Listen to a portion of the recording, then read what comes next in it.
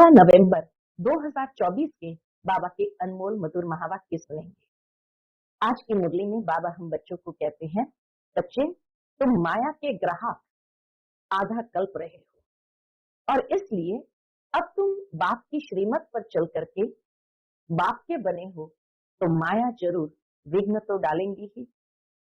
दूसरी बात बाबा कहे कि माया के विघ्न क्यों आते हैं, क्योंकि अविनाशी वैद्य ने तुम्हें ऐसी दवाई दी है जिससे पुरानी बीमारी उथल तो खाएगी, अर्थात माया की जो बीमारी है वो उथल खाती है और इसलिए विघ्न क्रिएट होते हैं।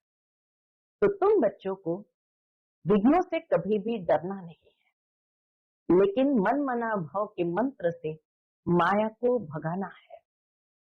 बाबा हम बच्चों को ऐसा महामंत्र देते हैं जिस महामंत्र से सारे दुख दूर हो जाते हैं और तुम बच्चे सुख धाम में पहुंच जाते हो। तो सुनते हैं आज के बाबा के अनमोल मधुर महावाक्य। ओम शांति। मीठे बच्चे, बाप है अविनाशी वैद्य जो एक ही महामंत्र से तुम्हारे सब दुख दूर कर देते हैं। आज की मुरली से प्रश्न है, माया तुम्हारे बीच में विघ्न क्यों डालती है? कोई कारण बताओ। उत्तर है, पहला कारण क्योंकि तुम माया के बड़े से बड़े ग्राहक हो, आधा कल्प के ग्राहक है, उसकी ग्राहकी खत्म होती है इसलिए विघ्न डालती है। दूसरा कारण, जब अविनाशी वैद्य तुम्हें दवा देते हैं तो माया की बीमारी उथलती है, इसलिए विघ्नों से डरना नहीं है। मन मना भाव के मंत्र से माया भाग जाएगी। ओम शांति। बाप बैठ बच्चों को समझाते हैं, मनुष्य मन की शांति कह हैरान होते हैं, रोज कहते भी है ओम शांति। बाबा आकर रोज बच्चों को कहते हैं ओम शांति, परंतु इसका अर्थ न समझने के कारण शांति मांगते ही रहते हैं।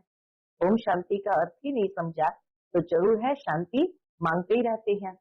कहते भी है ओम शांति माना आई एम आत्मा, अर्थात आई एम साइलेंस। हमारा स्वधर्म है साइलेंस, तो जबकि स्वधर्म शांति है तो फिर मांगना क्यों?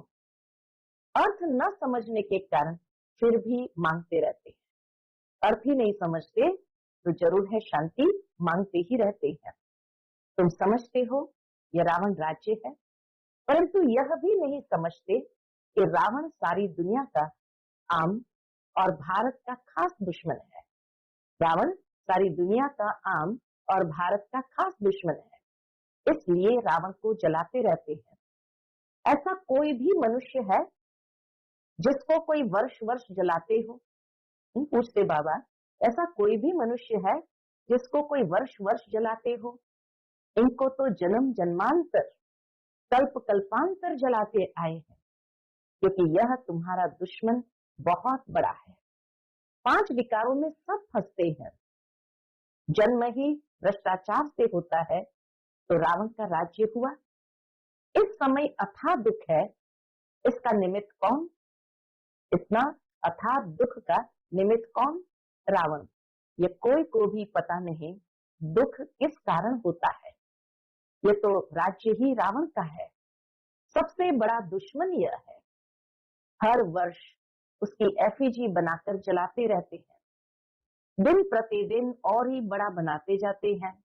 दुख भी बढ़ जाता है। इतने बड़े बड़े साधु संत महात्माएं राजाएं आदि है, परंतु एक को भी ये पता नहीं है कि रावण हमारा दुश्मन है, जिसको हम वर्ष वर्ष जलाते हैं और फिर खुशी मनाते हैं। समझते हैं रावण मरा और हम लंका के मालिक बने, परंतु मालिक बनते नहीं है। कितना पैसा खर्च करते हैं। बाप कहते हैं तुमको इतने अनगिनत पैसे दिए, सब कहाँ गंवाए? बाबा हिसाब पूछते हैं कि तुम्हें सतयुग में इतने अनगिनत पैसे दिए, सब कहाँ गंवाए? दशहरे पर लाखों रुपए खर्च करते हैं, रावण को मारकर फिर लंका को लूटते हैं। कुछ भी समझते नहीं। रावण को क्यों जलाते हैं? इस समय इन सब विकारों की जेल में पड़े हैं। मनुष्य इस समय सब विकारों की जेल में पड़े हैं। आधा कल्प रावण को जलाते हैं क्योंकि दुखी है, समझते भी है रावण के राज्य में हम बहुत दुखी है। यह नहीं समझते हैं कि सतयुग में ये 5 विकार होते नहीं, ये रावण को जलाना आदि होता नहीं। पूछो यह कब से मनाते आए हो? दशहरा कब से मनाते आए हो? कहेंगे यह तो अनादि चला आता है। रक्षाबंधन कब से शुरू हुआ? कहेंगे अनादि चला आता है। तो यह सब समझ की बात है ना। बाबा इतना अच्छी तरह से हर बात को बहुत सुंदर स्पष्ट रीति से समझाते हैं। तो बाबा कहे ये सब समझ की बातें है ना। मनुष्य की बुद्धि क्या बन पड़ी है? न जानवर है न मनुष्य है, कोई काम के नहीं है। स्वर्ग को बिल्कुल जानते ही नहीं है, समझते हैं बस यही दुनिया भगवान ने बनाई है।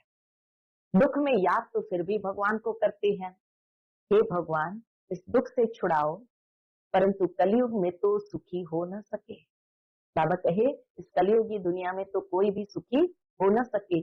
दुख तो जरूर भोगना ही है, सीढ़ी उतरनी है। नई दुनिया से पुरानी दुनिया के अंत तक के सब राज बाप समझाते हैं। बच्चों पास आते हैं तो बोलते हैं कि सब दुखों की दवाई एक है, अविनाशी वैद्य है ना। हमारा बाबा अविनाशी वैद्य है ना। 21 जन्मों के लिए सबको दुखों से मुक्त कर देते हैं।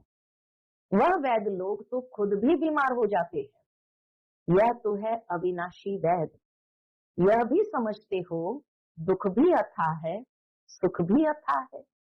सतयुग त्रेता में सुख भी अथाह है और द्वापर कलयुग में दुख भी अथाह है।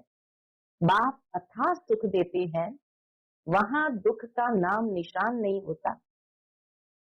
सतयुग त्रेता में दुख का नाम निशान नहीं होता। सुखी बनने की ही दवाई है। सिर्फ मुझे याद करो तो पावन सतो प्रधान बन जाएंगे, सब दुख दूर हो जाएंगे, फिर सुख ही सुख होगा। गाया भी जाता है बाप दुख हरता सुख करता है, आधा कल्प के लिए तुम्हारे सब दुख दूर हो जाते हैं। तुम सिर्फ अपने को आत्मा समझ बाप को याद करो। आत्मा और जीव दो का खेल है, जीव और आत्मा दो का खेल है। निराकार आत्मा अविनाशी है और साकार शरीर विनाशी है। इनका खेल है, अविनाशी आत्मा और विनाशी शरीर, इनका खेल है। अब बाप कहते हैं देह सहित देह के सब संबंधों को भूल जाओ। गृहस्थ व्यवहार में रहते अपने को ऐसा समझो कि हम अब वापस जाना है। बाबा कहे गृहस्थ व्यवहार में रहते अपने को ऐसा समझो कि हमको अब वापस जाना है। पतित तो जा न सके, इसलिए पावन बनने की युक्ति है माम एकम याद करो तो सतो प्रधान बन जाएंगे। बाप के पास दवाई है ना। यह भी बताता हूँ माया विघ्न जरूर डालेगी। बाबा ने पहले ही बच्चों को बताया माया विघ्न जरूर डालेगी। तुम रावण के ग्राहक हो ना, उनकी ग्राहकी चली जाएगी तो जरूर हटकेगी, यानी परेशान तो करेगी। तो बाप समझाते हैं यह तो पढ़ाई है, कोई दवाई नहीं है। दवाई यह है याद की यात्रा, याद की यात्रा यह है दवाई। एक ही दवाई से तुम्हारे सब दुख दूर हो जाएंगे अगर मेरे को निरंतर याद करने का पुरुषार्थ करेंगे तो। भक्ति मार्ग में ऐसे बहुत है जिनका मुख चलता ही रहता है, कोई न कोई मंत्र राम नाम जपते रहते हैं, उनको गुरु का मंत्र मिला हुआ है। इतना बार तुमको रोज जपना है। जब गुरु मंत्र देते हैं तो लोग उसे कहते रोज इतनी बार जपना है, इतनी बार तुमको रोज जपना है। उनको कहते हैं राम के नाम की माला जपना, इसको ही राम नाम का दान कहते हैं। ऐसी बहुत संस्थाएं बनी हुई है। राम राम जपते रहेंगे तो झगड़ा आदि कोई करेंगे नहीं, बिजी रहेंगे, जपने में ही बिजी रहेंगे तो मुख से उल्टा सुल्टा कुछ बोलेंगे नहीं। कोई कुछ कहेगा भी तो भी रिस्पॉन्स नहीं देंगे। बहुत थोड़े ऐसे करते हैं। बाबा कहे लेकिन बहुत थोड़े मनुष्य ऐसा करते हैं कि अपने आप को मंत्र जपने में बिजी रखते हैं। बहुत थोड़े ऐसा करते हैं। यहाँ फिर बाप समझाते हैं, राम राम कोई मुख से कहना नहीं है, यह तो अजपा जाप है। अंदर ही अंदर अजपा जाप है। सिर्फ बाप को याद करते रहो। बाप कहते हैं मैं कोई राम नहीं हूं। राम तो त्रेता का था, जिसकी राजाएं थी, उनको तो जपना नहीं है। अब बाप समझाते हैं, भक्ति मार्ग में ये सब सिमरण करते, पूजा करते, तुम सीढ़ी नीचे ही उतरते आए हो, क्योंकि वह सब है अनराइटियस। दुनिया में मनुष्य के कर्म अनराइटियस हो गए हैं। राइटियस तो एक ही बाप है, वह तुम बच्चों को बैठ समझाते हैं। ये कैसे भूल भुलैया का खेल है। जिस बाप से इतना बेहद का वर्षा मिलता है, उनको याद करे तो चेहरा ही उनका चमकता रहे। खुशी में चेहरा खिल जाता है, मुख पर मुस्कुराहट आ जाती है। तुम जानते हो, बाप को याद करने से हम यह बनेंगे, आधा कल्प के लिए हमारे सब दुख दूर हो जाएंगे। ऐसा नहीं बाबा कुछ कृपा कर देंगे, ऐसी बात नहीं है कि बाबा कुछ कृपा कर देंगे, नहीं। यह समझना है, हम बाप को जितना याद करेंगे उतना सतो प्रधान बन जाएंगे। यह लक्ष्मी नारायण विश्व के मालिक कितने हर्षित मुख है, ऐसा बनना है। बेहद के बाप को याद कर अंदर में खुशी होती है, फिर से हम विश्व का मालिक बनेंगे। यह आत्मा के खुशी के संस्कार है। बाबा कहे, ये आत्मा की खुशी के संस्कार ही फिर साथ चलेंगे। इसलिए यहाँ हमें बाप को याद कर अंदर ही अंदर खुशी होती है कि हम विश्व के मालिक बनेंगे, और यही खुशी के संस्कार आत्मा में जो है वो साथ चलेंगे। फिर थोड़ा थोड़ा कम होता जाएगा। इस समय माया तुमको बहुत हैरान करेगी। माया कोशिश करेगी तुम्हारी याद को भुलाने की। सदैव ऐसे हर्षित मुख रह नहीं सकेंगे, क्योंकि माया के कोई ना कोई थप्पड़ तो कभी लग ही जाएंगी। तो इसीलिए बाबा कहे, सदैव ऐसे हर्षित मुख रह नहीं सकेंगे, जरूर कोई समय गुटखा खाएंगे। मनुष्य जब बीमार पड़ते हैं तो उनको कहते भी होंगे शिव बाबा को याद करो, परंतु शिव बाबा है कौन, ये किसको पता ही नहीं, तो क्या समझ याद करे। दुनिया में भी मनुष्य अगर बीमार पड़ते हैं और उनको कहते हैं शिव बाबा को याद करो, परंतु शिव बाबा है कौन, ये किसको पता ही नहीं, तो क्या समझ याद करेंगे, क्यों याद करें। तुम बच्चे तो जान, बाप को याद करने से हम तमो प्रधान से सतो प्रधान बनेंगे। देवी देवता सतो प्रधान है ना, उनको कहा ही जाता है डीटी वर्ल्ड।